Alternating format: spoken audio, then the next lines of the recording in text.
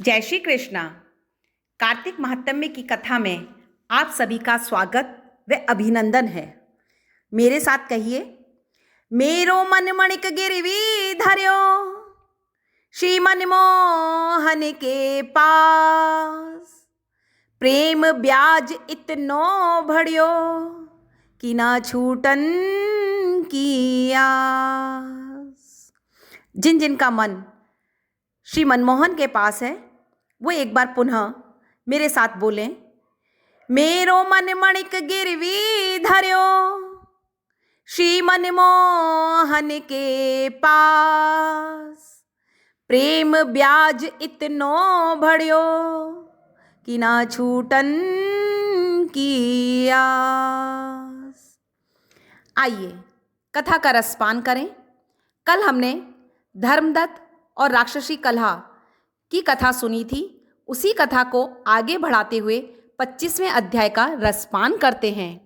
धर्मदत्त ने कहा, व्रत, तीर्थ और दान आदि के करने से समस्त पाप नष्ट हो जाते हैं, मगर प्रेत योनि में रहने वाले को इसका अधिकार नहीं है।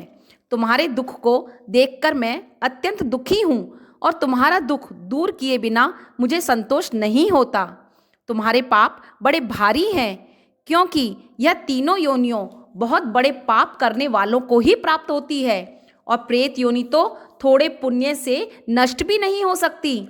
लेकिन मैं तुम्हें इस योनि से अवश्य छुड़ाऊंगा।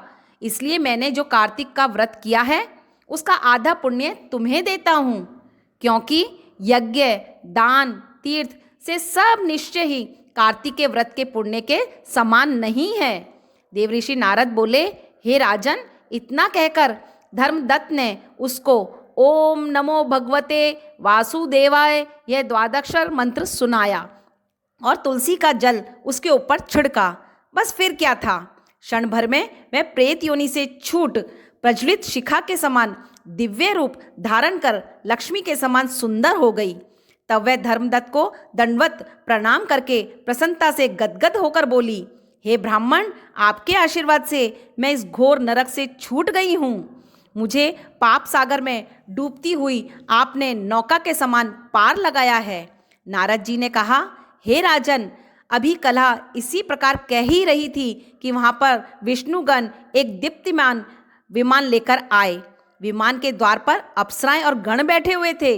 धर्मदत्त ने उनको देखकर प्रणाम किया। पुण्यशील और सुशील नामक भगवान विष्णु के गणों ने धर्मदत्त को अपने हाथों से ऊपर उठाकर उनका अभिनंदन करके कहा, हे ब्राह्मण, आप धन्य हैं जो सदा भगवान विष्णु के व्रत, कथा और सेवा में लगे रहते हैं। आपने जो अपने बाल्यकाल में पवित्र शुभ कार्तिक व्रत किया था, उसके आधे फल से राक्षसी कलहा के पूर्व जन्म के एकत्रित पाप नष्ट कर दिए हैं। यही नहीं, आपकी कृपा से उसके सैकड़ों जन्म के पाप नष्ट हो गए हैं। आपके जागरण आदि करने से पुण्य प्रभाव से आकाश मंडल से यह विमान आया है। हे ब्राह्मण, अब हम इसी भांति भांति के भोगों से युक्त वैकुंठ में आपको ले जा रहे हैं। आपके दान पुण्य के प्रभाव से यह भगवान विष्णु के पास रहेगी। आप भी इस जन्म के बाद अपनी दोनों स्त्रियों सहित वैकुंठ में विष्णु जी के पास रहोगे और मुक्ति को प्राप्त करोगे। हे दया सागर, यह मनुष्य धन्य है जो जन्म उन्हीं का फलीभूत होता है जिन्होंने तुम्हारी तरह विष्णु जी की भक्ति की है, क्योंकि भगवान विष्णु अपने भक्तों को भला क्या नहीं देते। उन्होंने प्राचीन काल में उत्तानपाद के पुत्र ध्रुव को ध्रुवलोक तक पहुंचाया है। उसके सुमरन मात्र से प्राणियों की मुक्ति हो जाती है। प्राचीन काल में विष्णु जी केवल अपनी नाम के स्मरण से ही ग्रह द्वारा पकड़े हुए हाथी को हस्ती योनि से मुक्ति करके जय नाम देकर अपना पार्षद बना दिया। तुमने उसी विष्णु की सेवा की है, इसलिए तुम अपनी दोनों स्त्रियों सहित 1000 वर्ष तक भगवान विष्णु के पास निवास करोगे। जब तुम्हारा पुण्य क्षीण हो जाएगा, तब तुम सूर्य वंश में अपनी दोनों रानियों के साथ राजा दशरथ के नाम से प्रसिद्ध होगे, तथा यह राक्षसी कलहा तुम्हारे आधे पुण्य की भागीदार होने के नाते तुम्हारी तीसरी भार्या होगी। वह भगवान विष्णु पुत्र के रूप में तुम्हारे पास रहेंगे और देवताओं का कार्य करेंगे। विष्णु जी को खुश करने वाले तुम्हारे कार्तिक व्रत से अधिक महत्वपूर्ण यहाँ दान, तीर्थ आदि कोई नहीं है।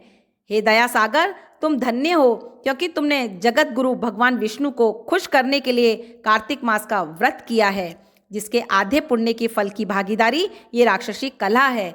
इस समय हम इसे अपने साथ विष्णु लोक में ले जा रहे हैं। जय श्री कृष्णा। कल हम 26वें अध्याय का अध्ययन करेंगे। उससे पहले आप मेरे साथ कहें, भक्ति भक्त भगवंत गुरु चतुर नाम वाकु एक, तिनके पद वंदन किए तुनका नाशत विघ्न अनेक। पुनः बोलें, भक्ति भक्त भगवंत गुरु चतुर नाम वाकु एक, तिनके पद वंदन किए तुनका नाशत विघ्न अनेक। बोलिए श्री वृंदावन बिहारी लाल की जय। बोलिए बाल कृष्ण कन्हैया लाल की जय। जय जय श्री राधे, जय जय श्री राधे।